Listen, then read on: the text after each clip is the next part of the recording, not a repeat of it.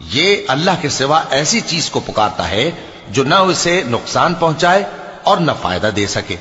یہی تو پرلے درجے کی گمراہی ہے. بلکہ ایسے شخص کو پکارتا ہے جس کا نقصان فائدے سے زیادہ قریب ہے. ایسا دوست بھی برا اور ایسا ساتھی بھی برا.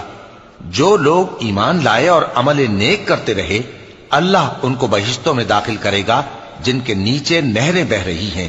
کچھ شک نہیں کہ اللہ جو چاہتا ہے کرتا ہے. جو شخص یہ گمان کرتا ہو کہ اللہ اس کو دنیا اور آخرت میں مدد نہیں دے گا تو اس کو چاہیے کہ اوپر کی طرف یعنی اپنے گھر کی چھت میں ایک رسی باندھے, پھر اس سے اپنا گلا گھونٹ لے, پھر دیکھے کہ آیا یہ تدبیر اس کے غصے کو دور کر دیتی ہے. اور اسی طرح ہم نے اس قرآن کو اتارا جس کی تمام باتیں کھلی ہوئی ہیں. اور یہ یاد رکھو کہ اللہ جس کو چاہتا ہے ہدایت دیتا ہے. جو لوگ مومن یعنی مسلمان